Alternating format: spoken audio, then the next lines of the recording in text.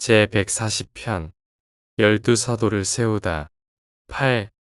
목요일 오후 호수에서 예수는 사도들이 그의 가르침을 완전히 이해하지 못한다는 것을 잘 알고 있었다. 그래서 그는 베드로, 야고보, 요한에게 특별한 교육을 주기로 결정하였고 그들이 다른 제자들에게 이 개념을 명확히 전달할 수 있기를 바랬다. 그는 12제자들이 영적인 하늘나라의 개념 중 일부는 이해하고 있지만 여전히 구약의 다윗 왕좌 회복과 이스라엘의 세속적 권력 재건이라는 고착된 개념에 새로운 영적 가르침을 붙이려 한다는 것을 보았다. 이에 따라 예수는 목요일 오후에 베드로, 야고보, 요한과 함께 배를 타고 해변을 떠나 하늘나라의 일에 대해 의논하려고 나갔다. 이 4시간의 교육회담에서는 수많은 질문과 답변을 포함한다. 이 중요한 오후의 요약은 시몬 베드로가 다음날 아침 형 안드레에게 전달한 대로 재구성하여 이 기록에 담는 것이 가장 유익할 것이다. 1. 아버지의 뜻을 행하는 것.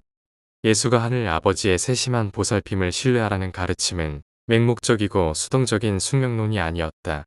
그는 이날 오후에 일하지 않는 자는 먹지도 말라는 옛 히브리 속담을 인정하면서 인용했다. 그는 자신의 체험을 통해 자신의 가르침을 충분히 설명했다. 아버지를 신뢰하라는 그의 가르침은 현대 사회나 다른 시대의 사회적, 경제적 조건에 의해 결정되어서는 안 된다. 그의 가르침은 모든 시대와 모든 세계에서 하나님과 가까이 사는 이상적인 원칙으로 받아들여야 한다. 예수는 세 사람에게 사도직과 제자직의 차이를 분명히 했다. 그러나 그는 12사도의 신중함과 예견이 발휘되는 것을 금하지 않았다. 그가 설파한 것은 예견을 반대한 것이 아니라 걱정하지 말라는 것이었다. 그는 하나님의 뜻에 적극적이고 깨어있는 복종을 가르쳤다. 검소함과 절약에 관한 많은 질문에 대한 대답으로 그는 목수, 배 제작자, 어부로서의 자신의 삶과 12제자를 세심하게 조직한 것에 주목하라고 했다. 그는 세상을 적으로 여겨서는 안 되며 삶의 환경이 하나님의 자녀들과 함께 일하는 신성한 섭리임을 분명히 하려고 했다.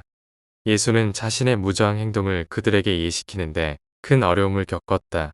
그는 자신을 방어하는 것에 절대 거부했고 사도들도 같은 방침을 따르기를 바라는 것처럼 보였다.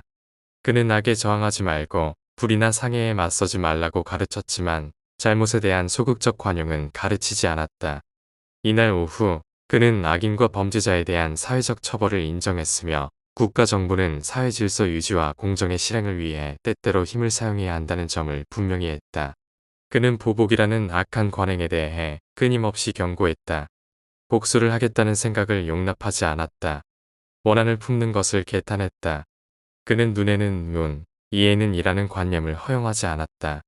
그는 사적이고 개인적인 복수의 개념을 완전히 반대하였고 이러한 문제를 시민정부, 한편으로는 하나님의 판단에 맡겼다. 그는 자신의 가르침이 국가가 아닌 개인에게 적용된다는 점을 세 사람에게 분명히 했다. 그는 이러한 문제에 대하여 그의 가르침을 다음과 같이 요약했다. 원수를 사랑하라. 인간이 형제라는 도덕적 주장을 기억하라. 악의 무익함, 잘못은 복수로 바로잡히지 않는다. 악과 싸울 때 그 악의 무기로 맞서지 말라. 신성한 공정과 영원한 선의 궁극적인 승리를 믿는 확신을 가지라. 2. 정치적 태도. 그는 사도들에게 당시 유대 민족과 로마 정부 사이의 긴장된 관계에 대해 신중하게 발언하도록 주의를 주었다. 어떤 식으로든 이 난국에 말려드는 것을 금했다. 그는 적들의 정치적 함정에 빠지지 않도록 항상 조심하며 가이사의 것은 가이사에게, 하나님의 것은 하나님께 바치라고 대답했다. 그는 새로운 구원의 길을 세우는 사명에 집중하였고 다른 어떤 일에도 신경을 쓰지 않았다. 그의 개인적 생활에서 항상 모든 시민법과 규정을 엄격하게 준수하라고 했다. 모든 대중교육에서 그는 시민, 사회, 경제 분야는 전혀 말하지 않았다. 그는 새 사도에게 인간의 내적 삶, 개인의 영적 삶의 원칙에만 관심이 있다고 말했다. 따라서 예수는 정치적 개혁가가 아니었다. 그는 세상을 재편성하기 위해 오지 않았다. 설사 그렇게 했다 하더라도 그것은 그 시대와 세대에만 적용될 것이다. 그럼에도 그는 인간에게 최선의 삶의 방식을 보여주었으며 어떤 세대도 예수의 삶을 자신의 문제에 어떻게 가장 잘 적용할지를 발견하는 수고를 해야 한다.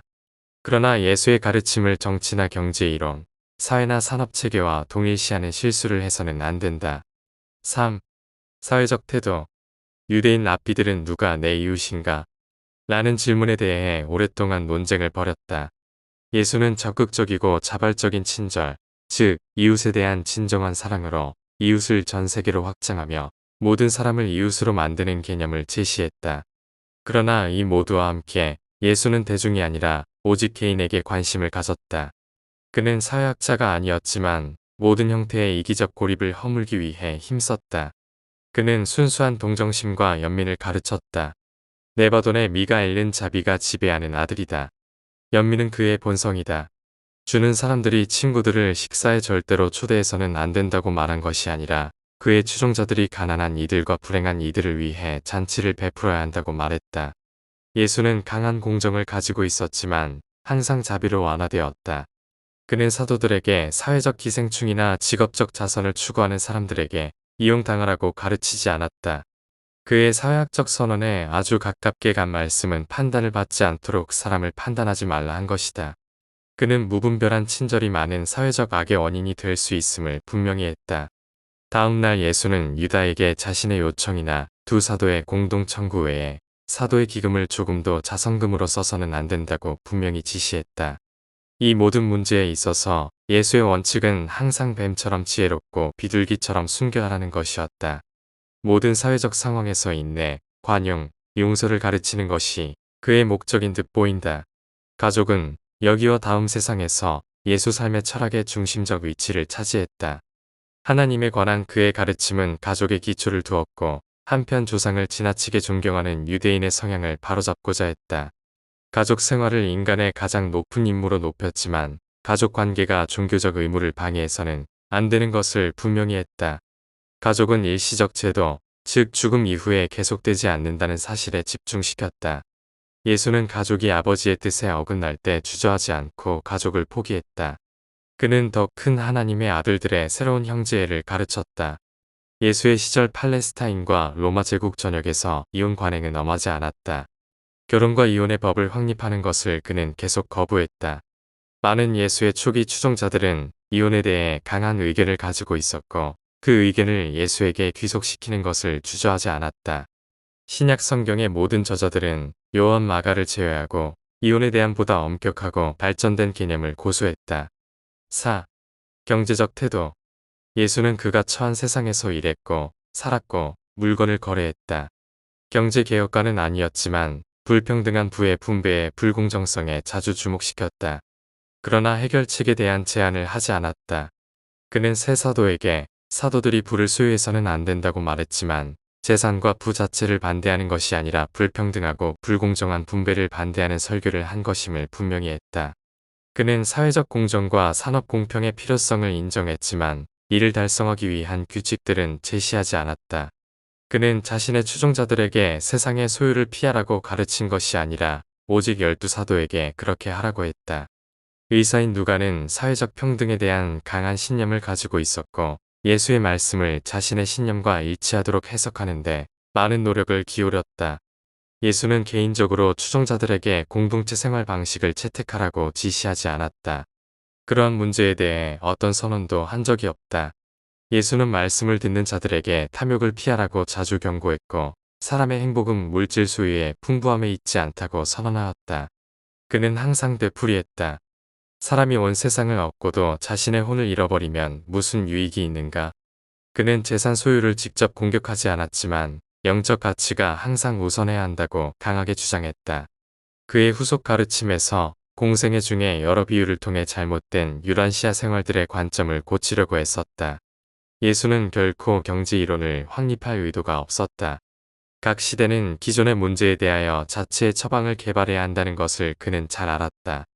오늘날 육체를 입고 땅에서 살고 있다면 예수는 대다수의 선한 남녀의 기대에 큰 실망을 줄 텐데 오늘날의 정치, 사회, 경제에 대한 논쟁이 있을 때 누구의 편도 들지 않으리라는 간단한 이유 때문이다. 그는 너희가 순수한 인간적인 문제들을 해결하는데 훨씬 더 능숙해지도록 제시함으로써 내면의 영적 삶을 완성하는 방법을 가르치는 동안 당당하게 초연히 남았을 것이다. 예수는 모든 사람을 하나님처럼 만들고 다음에 이 하나님의 아들들이 자신의 정치, 사회, 경제 문제를 해결하는 동안 예심을 가지고 지켜볼 것이다. 그가 비난한 것은 부 자체가 아니라 그것이 대다수의 추종자들에게 미치는 영향이었다.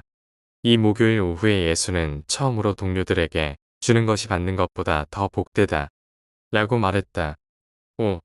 개인적 종교. 너희는 예수의 사도들이 그랬듯이 예수의 삶을 보고 그 가르침을 더 잘 이해해야 한다. 그는 유란시아에서 완전한 삶을 살았고 그의 독특한 가르침은 오직 그가 당면한 배경을 두고서 그의 삶을 상상할 때에야 겨우 이해할 수 있다. 아버지의 신성과 사랑하는 퍼스널러티를 드러내는데 가장 도움이 되는 것은 그의 삶이지 12사도에게 준 가르침이다. 군중에게 한 설교가 아니다. 예수는 히브리인 선지자나 그리스인 도덕가들의 가르침을 공격하지 않았다. 주는 이 위대한 선생들이 부르짖는 많은 좋은 것을 인식했으나 무언가 더 큰 것, 사람의 뜻이 자진하여 하나님의 뜻에 순종하는 것을 가르치려고 땅에 내려왔다. 예수는 단순한 종교인, 종교적인 감정에만 몰두하고 오직 영적 충동에 의해 움직이는 인간을 만들기 원하지 않았다. 너희가 한번 얼핏 그를 볼 수 있었다면 예수가 이 세상일의 큰 경험을 가진 실지한 사람이었음을 알아차렸을 것이다. 이 점에서 예수의 가르침은 기독교 시대의 여러 세기를 통해서 계속 터무니없이 왜곡되고 많이 와전되었다. 너희는 또한 주의 온유함과 겸손함에 대하여 비뚤어진 생각을 지녀왔다. 그는 단지 인간이 참되게 높아지려면 스스로 낮추라고 충고했다. 그가 정말로 목표한 것은 하나님을 향한 진정한 겸손이었다. 그는 진실성, 순수한 마음을 매우 중요하게 여겼다. 충실함은 그의 성품 평가에서 중요한 미덕이었으며 용기는 그의 가르침의 핵심이었다. 두려워 말라는 그의 표어였고 인내심 있는 견딤은 그의 이상적인 성품의 강인함이었다. 예수의 가르침은 용기,勇감, 영웅적 종교를 구성한다. 이것이 바로 그가 12명의 평범한 사람들을 자신의 개인적인 대표자로 선택한 이유이다. 그들 중 대다수는 거칠고 남성적이며 강인한 어부들이었다. 예수는 그 시대의 사회학에 대하여 하고 싶은 말이 거의 없었다. 도덕적 방탕을 언급하는 일이 드물었다. 그는 참된 미덕을 가르치는 적극적인 선생이었다.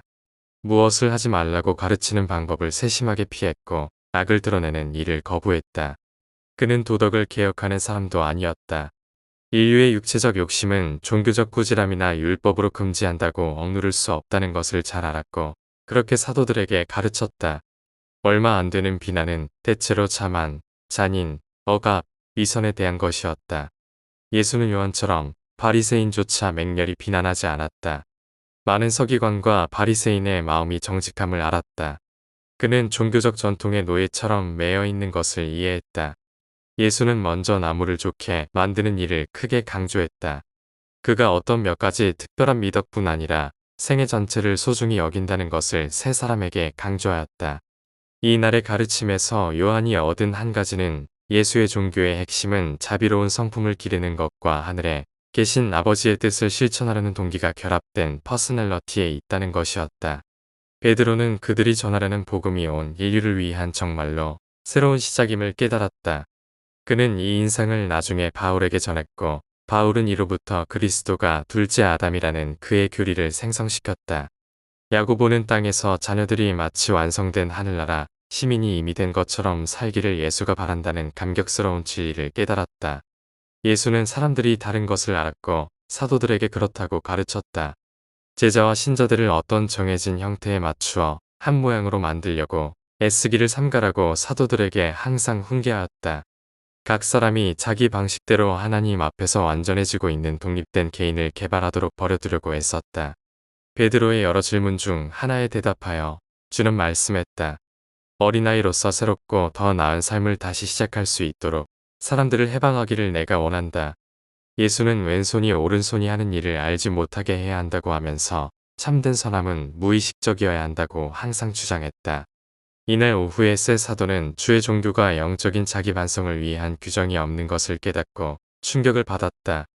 예수 이전과 이후의 모든 종교들, 심지어 기독교조차 양심적인 자기 반성을 위한 규정을 세심하게 지시한다. 그러나 나사렛 예수의 종교는 그렇지 않았다. 예수의 삶의 철학에는 종교적 자아 성찰이 없다. 목수의 아들은 결코 성품을 만들라고 가르치지 않았다. 그는 성품의 성장을 가르쳤고 하늘나라는 겨자씨와 같다고 외쳤다. 그러나 예수는 오만한 자기 본의를 막는 수단으로 자아 분석을 하지 말라는 말씀은 전혀 하지 않았다. 하늘나라에 들어갈 권리는 믿음, 곧 개인의 믿음에 달려 있다. 하늘나라로 진보하여 계속 올라가느라고 치르는 값은 진주, 사람이 가진 것을 모두 팔아서 얻고자 하는 값비싼 진주와 같다. 예수의 가르침은 약자와 노예뿐 아니라 모든 사람을 위한 종교이다. 그의 종교는 당대에 결코 신조와 신학 법칙으로 구체화되지 않았다. 그는 한 줄의 글도 뒤에 남기지 않았다. 그의 일생과 가르침은 어느 시대나 어느 세계에도 영적 안내와 도덕적인 가르침이 되기에 적당한 유산, 영감을 주는 이상적 유산으로 우주에 남겼다. 오늘날도 예수의 가르침은 각 종교에게 살아있는 희망이기는 하지만 그 자체로서 모든 종교와 따로 구별된다.